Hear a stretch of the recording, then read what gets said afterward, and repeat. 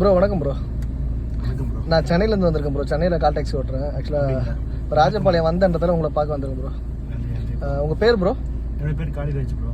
நீங்கள் இங்கே ராஜபாளையம் தானே வெளியூரா ப்ரோ? ராஜபாளையம் தான். Okay okay. நம்மளும் டாக்ஸி தான் ஓட்டுறோம். உங்களோட அனுபவத்தை பற்றி சொல்ல முடியுமா? அனுபவத்தை என்ன ப்ரோ சொல்கிறது? இல்லை ப்ரோ, அந்த ஃபீல்டிங் வந்திருக்கீங்க, நீங்கள் அந்த ஃபீல்டுக்கு எப்படி பிடிச்சிருக்கு, இல்லை என்ன மாதிரி ஒர்க் பண்ணுறீங்க?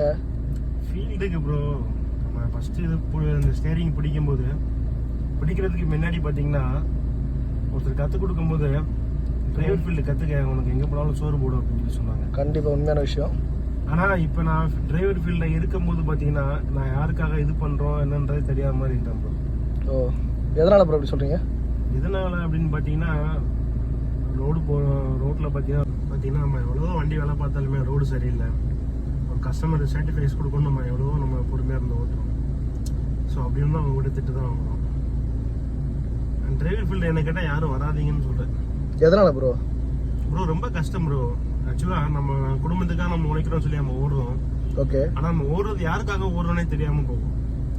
பார்த்தீங்கன்னா எல்லாமே ரேட்டு கூடிடுச்சு, வாடகை எதுவுமே கூடல, வாடகை அதே தான் இருக்குது.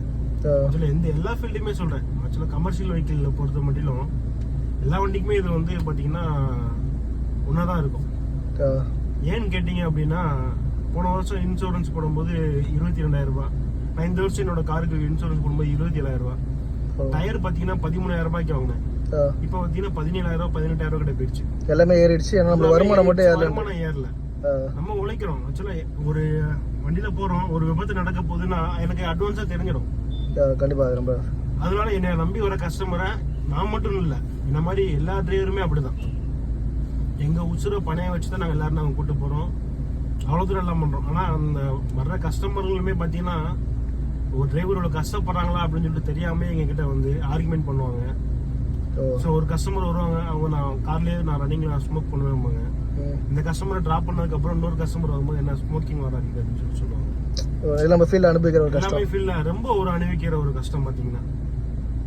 அதே மாதிரி நான் இப்போ நீங்க வந்து என்னை ராஜபாளையத்தை பாக்குறீங்க. நான் வந்து ஒரு 3 வருஷத்துக்கு 4 வருஷமா கிட்ட நான் சென்னையில ஓடிக்கிட்டு இருந்தேன். சென்னையில ஓட்டினீங்களோ? ஆமா, சென்னையில் லோக்கல் ஓடினேன். ஓலா, ஊபர் அந்த மாதிரி கார்பரேட் நிறுவனத்தில் நான் கீழே அட்டாச் பண்ணி ஓட்டிட்டு இருந்தேன். அப்போ அங்கே ஓட்டிக்கலாம்ல ப்ரோ? அங்கே ஓட்டி இருக்கலாம். ஆனால் இப்போ பார்த்தீங்கன்னா ஒரு வருஷ காலமாக பார்த்தீங்கன்னா எங்களுக்கு இப்போ 2 வருஷத்துக்கு முன்னாடி கொடுத்த ரேட்டு சரி. அப்போ வந்து டீசல் ரேட் எல்லாமே 100 ரூபா தான், 800 ரூபா 90 ரூபா இருந்துச்சு 2 வருஷத்துக்கு முன்னாடி. இப்பயும் அதே ரேட்டு தான். ஆனால் மித்தபடி இங்க இன்சூரன்ஸ் நீங்க மித்த ஸ்பேர் பேக்ஸ் எல்லாமே ரேட்டு கூடிடுச்சு. இவங்களுக்குள்ள ஒரு காம்படிஷன்ல பார்த்தீங்கன்னா ரேட்டு கம்மி பண்ணிட்டாங்க. இப்ப ஆட்டோக்கு ஒரு 500 ரூபா வருது பாத்தீங்கன்னா எங்களுக்கு வந்து 520 ரூபா வரும். புரியுது ப்ரோ. ஒரு 20 ரூபா 30 ரூபா டிஃபரெண்ட் தான். ஆனா இதுக்கு ஒரே ரேட் வருது. பட் ஆனா ஆட்டோ டிரைவர் சென்னையில கஷ்டப்படுறேன்னு போட்டுருக்காங்க. ஆமா, அவங்களும் கஷ்டப்படுறாங்க. ஏன்னா அவங்களுக்கான ஊதியம் வந்து அவங்க தீர்மானிச்சுக்கிறாங்க. ஆனா எங்களுக்கான ஊதியம் நாங்க தீர்மானிக்கல, இன்னமும் தீர்மானிக்க முடியும். நாங்க எவ்வளவு போராட்டங்கள் பண்ணோம். அப்படி இனிமே இந்த கவர்மெண்ட் வந்து எங்களை ஆமா இப்ப சென்னையில கூட லாஸ்டா போராட்டம் பண்ணாங்க. எங்களை கவர்மெண்ட் வந்து எடுத்து கூட பார்க்க மாட்டேங்குது. அதுக்கான ஆக்சுவலா நீங்க ஒரு வேலைக்கு போறீங்க, நீங்களே வண்டி டிரைவர் தான் சொல்றீங்க. சோ டிரைவர் தொழில் விட்டுட்டு நீங்க ஒரு தொழிலுக்கு போறீங்க, உங்களுக்கான ஊதியம் நீங்க கிடைச்சாதான் நீங்க வேலை பார்ப்பீங்க. கண்டிப்பா. ஆனா எங்களுக்கான ஊதியம் நாங்க கிடைக்காமயே வேலை பார்த்துட்டு இருக்கோம். வேலை பார்க்குறோம். ரோட்ல போறவங்களுக்கு நாங்க சேஃப்டி பண்றோம், எங்க ஒரு கஸ்டமருக்கும் நாங்க சேஃப்டியா இருக்கிறோம். இல்ல ப்ரோ, இப்ப நம்ம வெளியூர் போறோம். அப்ப இங்க வந்திருக்கேன், சென்னையில இருந்து ராஜபாளையம் வந்திருக்கேன் உங்க ஊருக்கு. இப்ப நான் வந்து கொஞ்சம் இப்ப நல்லா நீங்க உங்கள்ட்ட சந்தோஷமா பேச முடியுது என்னால.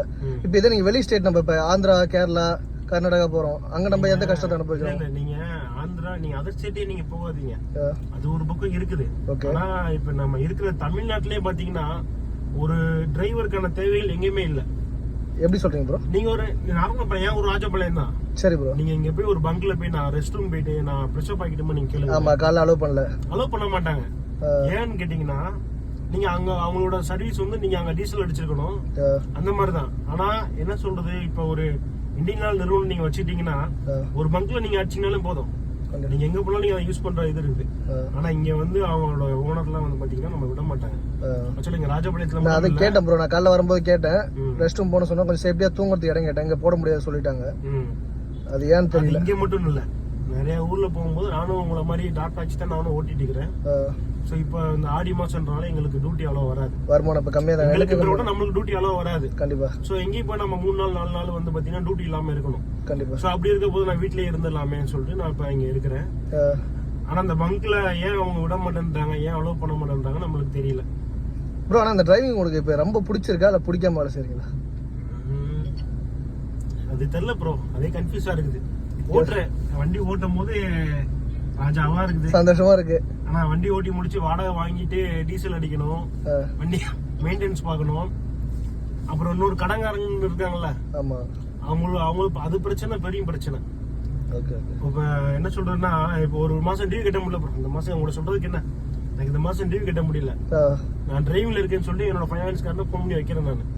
ஆனா விடாம அடிக்கிறாங்க, கலெக்ஷன் ஏஜென்ட் அடிக்கிறான், மேனேஜர் அடிக்கிறான், அவங்க எங்கேயும் அடிக்கிறாங்க. வண்டி ஓட்ட விட மாட்டாங்க, வண்டி ஓட்ட விட மாட்டேன்றாங்க. ஏன்னா அவங்களோட வேலை அவங்க பாக்குறாங்க, ஆனா என்னோட வேலையை நான் பார்க்க முடியல. கண்டிப்பா. சோ அப்படிங்கும்போது எனக்கு ரொம்ப கன்ஃபியூஸ் ஆகுது, ரொம்ப அந்த மாதிரி நிறைய பிரச்சனை இருக்குது ப்ரோ. என்னை கேட்டா இப்போதைக்கு நீங்க யாரும் டிரைவர் ஃபீல்ட்ல வராதீங்க. அதே மாதிரி இன்னொன்னு நான் ஒரு பயங்கர ஒரு கோரிக்கை என்னன்னா, நாங்க எப்படியோ ஓட்டிக்கிறோம், நீங்க ரோடு கூட நீங்க சரியா போடல கூட நாங்க பார்த்து போய்க்கிறோம்ப்பா சாமியா. அந்த ஸ்பீடு பிரேக்ல ரிப்ளேஸ் ஸ்டிக்கர் தயவுசெய்து எங்களுக்கு வச்சிருங்க. ஸ்பீடு பிரேக்ல வேகமா போகும்போது தெரிய மாட்டேது, ரோட்ல தெரிய மாட்டேன்றது. ஏன்னா எங்க வண்டியில வர பேசஞ்சர் பாத்தீங்கன்னா கொஞ்சம் உடம்பு சரியில்லாம வருவாங்க, எமர்ஜென்சியா போறோம்னு வச்சுக்கோங்களேன். நைட்ல போகும்போது பாத்தீங்கன்னா ஸ்பீடு பிரேக் ரிப்ளேஸ் ஸ்டிக்கரே இருக்க மாட்டேங்குது. ஒண்ணு பக்கத்துல போய் தான் பிரேக் அடிக்கணும். கண்டிப்பா. சோ அந்த ஆக்சிடென்ட் நம்ம ஒண்ணு சடன் பிரேக் போடணும், இல்ல நம்ம சடன் பிரேக் போடணும். சடன் பிரேக் போட்டாலும் நம்ம ஸ்பீடு பிரேக்ல ஏறும்போது நம்ம பிரேக்ல இருந்து கால் எடுத்து ஆகணும். கண்டிப்பா. சோ அப்ப கஸ்டமர் நம்மள திட்டுவாங்க, ஏன்னா அவங்களுக்கு ஒண்ணுமே தெரியாதாங்க, என்ன நடந்துச்சுன்னே தெரியாது. சோ அது அந்த கவர்மெண்ட் நான் ஒரு பயங்கர ஒரு கோரிக்கை வைக்கிறேன், அந்த ஸ்பீடு பிரேக் வச்சிருக்க இடத்துல கொஞ்சம் ரிப்ளேஸ் ஸ்டிக்கர் வச்சிருங்க. இது ஒரு மிகவும் நீங்க இந்த பாத்ரூம் பத்தி சொல்றீங்களா, நம்ம பெட்ரோல் பங்க்ல, அதுக்கு நீங்க கவர்மெண்ட் சொன்னா என்ன சொல்ல போறீங்க? கவர்மெண்ட்டுக்கு என்ன சொல்றது, கவர்மெண்ட் சொல்லதான் செய்றாங்க. இப்ப நான் ஒண்ணும் இல்ல, ரெஸ்ட் ரூம் நம்ம எல்லா இடத்துலயும் கட்டணும். நம்ம கொஞ்சம் சொல்றீங்க, நீங்க இப்ப பங்க் மட்டும் நீங்க சொல்றீங்க, நான் பங்க் மட்டுமே நான் இது பண்ணி சொல்லல. இப்போ ஒரு பெரிய ஒரு ஹோட்டல்லே போனோம்னாலும் டிரைவர் ரூம்ன்றது வந்து நீங்க கம்பல்சரி நீங்க வச்சுட்டீங்க. ஆனா இன்னும் எங்களுக்கு வந்து கார்ல தான் படுத்துக்கிறோம், பப்ளிக் டாய்லெட்ல போய் யூஸ் பண்ண தான் செய்யறாங்க. ஒரு பெரிய ஒரு ஹோட்டல்லுமே டிரைவருக்கான ஒரு இது கிடையாது, ரெஸ்பான்சிபிலிட்டி கிடையாது. ஒரு சில ஹோட்டல்ல இருக்குது, நிறைய ஹோட்டல்ல இல்ல. ஓகே ஓகே ப்ரோ, ரொம்ப நன்றி ப்ரோ, உங்கள்கிட்ட பேசுறதுக்கு. நானும் உங்களை சந்திச்சதுல நன்றி, ரொம்ப நன்றி ப்ரோ. Thanks bro. நன்றி நன்றி நன்றி. வீடியோ பாருங்க, ஷேர் பண்ணுங்க. எங்களை மாதிரி டிரைவருங்களை மக்களாகிய நீங்கள் மட்டும்தான் பார்த்தா மட்டும்தான் எங்களோட வாழ்வாதாரம் முன்னேறும்.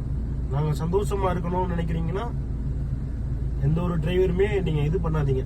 ஐயோ